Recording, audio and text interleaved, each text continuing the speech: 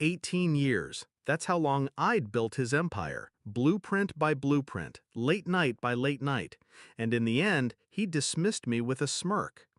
We can get 3 junior engineers for your salary. Nothing personal, just cost cutting.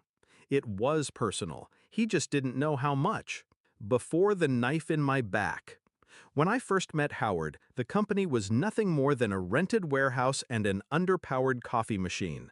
He was ambitious, charming in that slippery way some salesmen are, but hopeless with the technical side. I was the first real engineer he'd hired. I stayed through the lean years, building systems, leading projects, putting out fires that would have bankrupted him 10 times over. He liked to say, "You're the brain, I'm the mouth." I thought it was a partnership. Turns out, I was just an expensive part to be replaced. The first warning. I noticed it 3 months before the firing.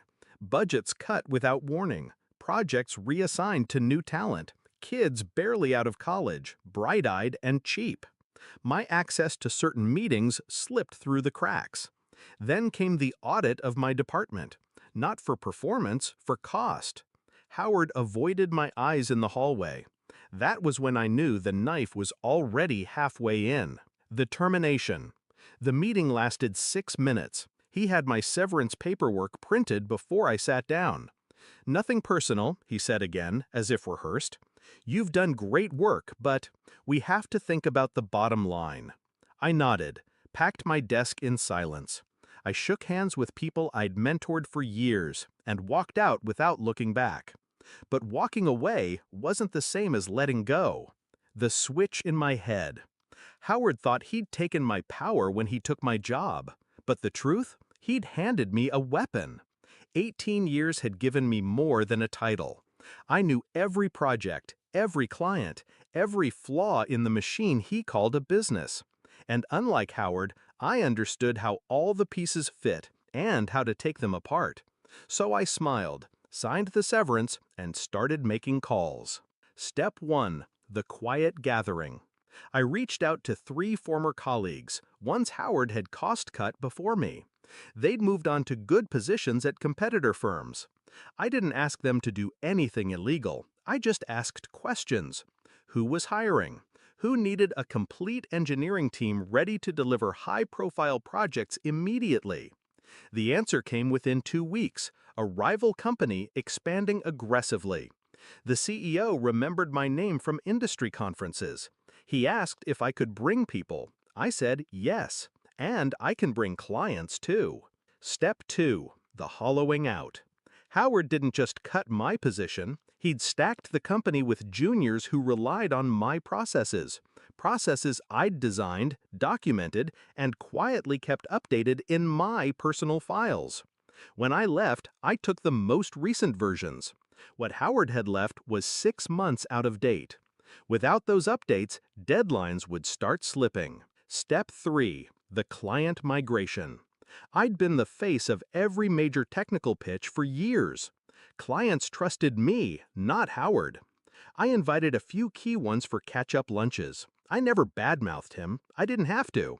I just listened, nodded sympathetically when they complained about the sudden drop in service quality, and mentioned, offhand, that my new team could take them on immediately. One by one, they shifted over. Quietly, contractually clean, no lawsuits. The day the panic calls began. It was a Friday, 9:12 a.m. when my phone lit up with his name. By then, 3 of his biggest accounts had terminated. 2 engineers had resigned, both now sitting in my new office. And a 4th client was reviewing options. I let it go to voicemail. The next call came 20 minutes later, then another. By noon, I had 9 missed calls and 4 texts. "We need to talk. I think we can work something out. Call me, urgent." I didn't reply. The confrontation. On Monday, I finally answered. His voice was sharp, brittle.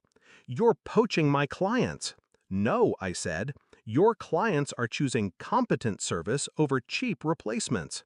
You think you can just—" "I don't, Howard. I know. You fired the one person who understood how this company runs. You made it personal when you made me disposable." He tried to pivot, to dangle some kind of consulting role. I cut him off. "You can't afford me," I said, and hung up. The collapse. Over the next month, I watched from a distance as the machine started to seize. Missed deadlines, public complaints, staff turnover climbing. The juniors were good kids, but without leadership, they were drowning. Howard, ever the salesman, tried to plug the leaks himself. The market noticed. By the end of the quarter, his company had lost nearly 40% of its revenue base. Reflection. Some people think revenge is about rage. It's not.